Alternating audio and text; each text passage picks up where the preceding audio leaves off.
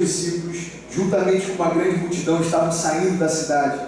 Então o filho de Timeu, Bartimeu, que era cego, estava sentado à beira do caminho, pedindo esmolas. E quando ouviu que era Jesus de Nazaré, ele começou a gritar: Jesus, filho de Davi, tem misericórdia de mim.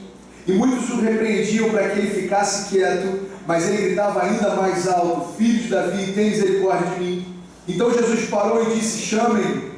E chamaram então o cego, e disseram: Ânimo, levante-se, porque o mestre está chamando. Então, lançando ele a sua capa para o lado, ele deu um salto, colocou-se de pé, e ele foi até Jesus. Então Jesus perguntou: O que quer que eu te faça? Diz para quem está do seu lado: O que você quer que Jesus te faça?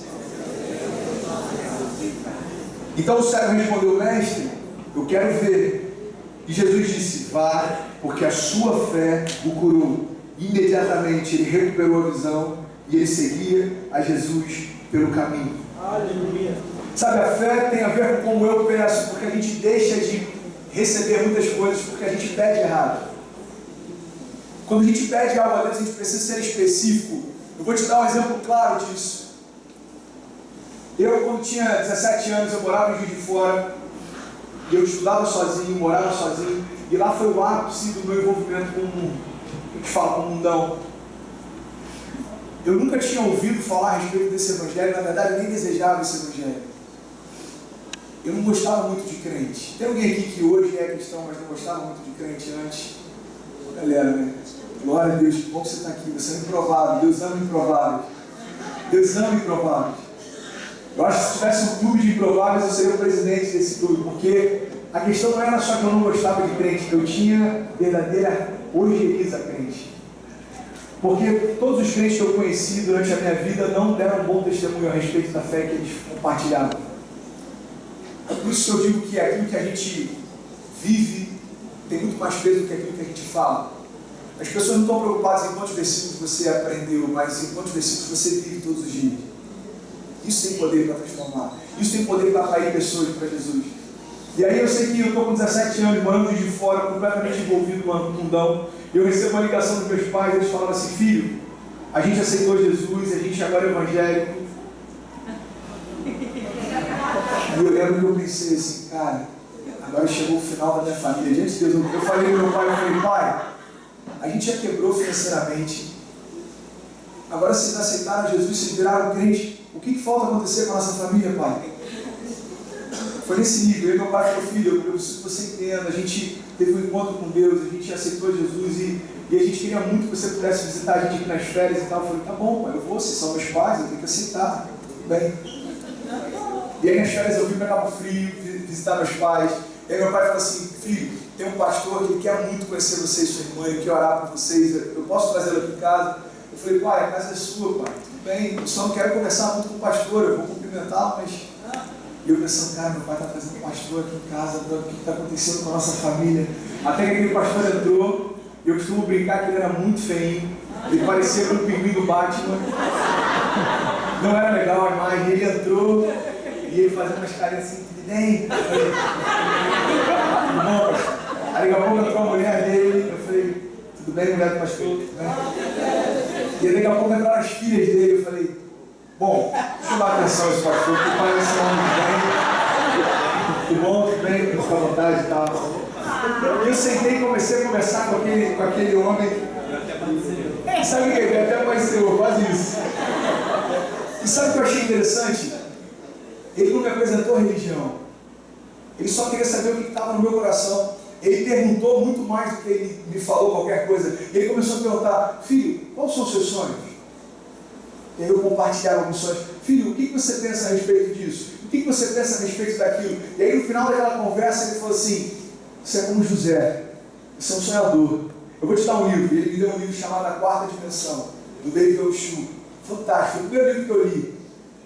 E aí ele saiu da minha casa e eu falei: pô, eu gostei da família do pastor, achei diferente. Você consegue a MSN da filha do pastor? Ela falou: tá bom, consegui. E aí começou, meu irmão, um grupo de intercessão a orar por essa conversa minha com a filha do pastor. Eu comecei a conversar com ela no MSN, e presta atenção, principalmente as meninas, cara, isso eu tenho compartilhado, isso tem impactado algumas meninas, eu preciso que você entenda isso. O que me atraiu naquela menina não era a roupa que ela vestia, não era o quanto ela era atraente ou sensual. O que me atraiu era porque eu vi nela algo que eu não tinha visto até então em nenhuma outra mulher. Existia pureza nela. A pureza dela me atraiu mais do que qualquer outra coisa que já tinha me atraído.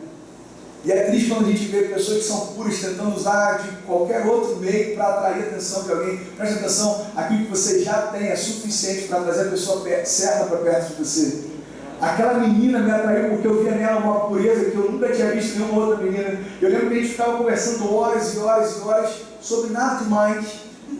Nada demais. Só que era maravilhoso conversar com ela, porque ela tinha tudo que eu nunca tinha experimentado. Ela era leve, ela era alegre, ela era pura, ela era diferente. Aí chegou um belo dia que ela falou assim: Dé, eu vou ter que sair porque daqui a pouco vai começar o culto. Eu falei: não, vamos continuar conversando, tá legal. Ela falou: não, o culto não tem como eu perder, é domingo, não tem como eu faltar. Eu falei: não, tudo bem. E aí ela saiu do LCN, eu entrei no banho correndo, tomei um banho, peguei um ônibus, fui para São Gonçalo. E eu costumo brincar quando eu falo a respeito disso, eu não sei qual a imagem que você tem de São Gonçalo. Eu só tinha ido em São Gonçalo uma vez na minha vida. Eu jogava handball, a gente foi para uma competição lá, e o técnico chegou, chamou todos os atletas lá, na época era mais magrinho que eu sou. E ele falou assim: gente, olha só, a gente está indo para São Gonçalo. Eu preciso que vocês não conversem com ninguém, não coloquem a cabeça para fora, não interagem com as pessoas, a gente tem para São Gonçalo. Essa é uma visão que eu tive de São Gonçalo, só fui uma vez. E aí eu pergunto para ela assim: onde é que fica a igreja do seu pai? Ela fala: São Gonçalo.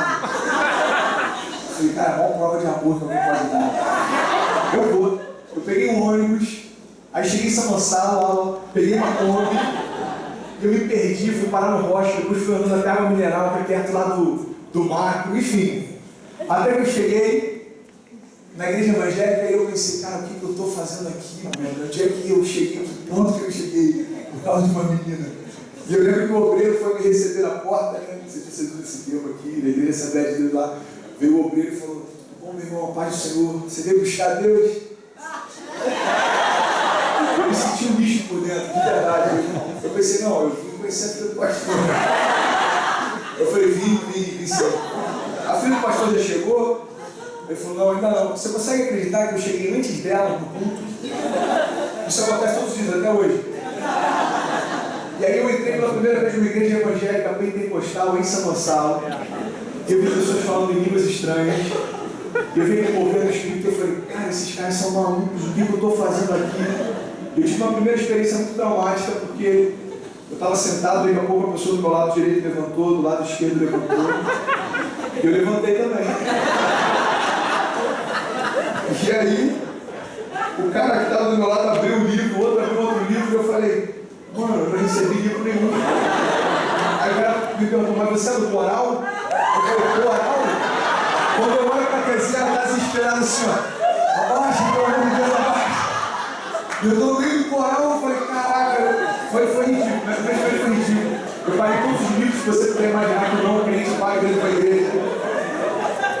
E a gente saiu para comer uma pizza. E aí acabou para aquele primeiro programa, eu falei: cara, legal, eu gostei. Acho que eu vou voltar no outro culto. E aí na semana seguinte eu voltei, só para você ter uma ideia, eu comecei a ir nos cultos às 6 da manhã, para poder ficar mais com ela. Então eu ficava na casa do meu tio, acordava às 5 da manhã, pegava uma Kombi e chegava na igreja às 6. Aí eu participava da consagração, depois eu participava da EBD, depois eu participava do culto da manhã. Tem gente pensando: esse cara estava mais crente que eu, assim, E é interessante porque eu tive o meu primeiro encontro com Deus e aí eu aceitei a Jesus. E depois de algum tempo eu falei para ela assim, eu falei, é Kézia o nome dela, eu falei: Kézinha, na boa, eu estou caminhando com Deus de uma forma que hoje, se a gente terminar o namoro, eu já me encontrei nele, cara. Eu sei o que eu quero para a minha vida toda.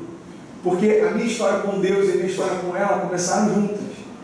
E aí aquele mesmo homem que me apresentou a Jesus e logo depois me batizou, eu falei: eu preciso recompensar esse homem de alguma forma. Como é que eu posso abençoar esse pastor? Eu falei: já sei. Pastor, eu estou querendo te abençoar de alguma forma, não sei o que fazer, o senhor já tem tudo. Eu falei: bom, vou fazer o seguinte, vou te dar uma força, vou casar com a tua filha. irmão que me apresentou Jesus e me batizou, daqui a pouco eu estou vendo ele levando ela até o altar, entregando ela, indo atrás do culto para fazer cerimônia. A minha primeira experiência numa igreja evangélica, meu irmão, eu não tinha ideia daquilo que Deus tinha preparado para mim. Eu lembro que, num dos primeiros cultos que eu participei, uma mulher veio falar comigo e falou assim: filho, Deus me mostrou algo a teu respeito. E eu consegui ver você falando da palavra para um grupo muito grande de jovens, mas eram muitos jovens, era uma multidão. Enquanto você falava, o coração deles era atraído para a palavra de Deus, e Deus chegava dessa forma. Eu falei: amém, meu irmão, recebo. E aí, como eu compartilhei com vocês, pouco tempo depois eu me vejo numa igreja evangélica, participando de missões. Eu falei: bom, é isso que Deus profetizou para mim desde o início. E aí os projetos de Deus começaram a crescer, os sonhos de Deus começaram a se tornar maiores. Eu falei: bom, eu acho que é aí que Deus queria me levar. Até que eu entendi que, na verdade, aquilo que Deus deseja fazer para mim, os meus olhos não conseguiram ainda entender e discernir. Porque aquilo que Deus tem para nós é muito maior do que aquilo que a gente imagina. Você acha que Deus tem sonhos grandes para você? Preste atenção. Eles têm sonhos muito maiores do que você imagina. Porque os sonhos de Deus para nós só é possível que a gente ensina pelo Espírito. Hoje eu começo a discernir quais são os sonhos de Deus na minha casa. Sabe, eu creio que Deus tem um sonho de transformar a minha família de tal forma que a minha filha possa experimentar o que eu não experimentei quando era pequeno. Porque quando eu era pequeno eu tinha total ojeriza da palavra de Deus. Hoje a minha filha fica sentada no banco e ela sabe que o pastor que está compartilhando a palavra é o pai dela. Hoje eu posso viver na minha casa coisas que eu não imaginei viver na minha infância. E é isso que Deus tem para você também. Aquilo que Deus fez sobre a tua família, sobre os teus pais, sobre a tua casa, Ele deseja fazer coisas ainda maiores sobre a tua vida, sobre a tua família, sobre a tua casa. Existe um projeto de Deus incrível para a nossa geração.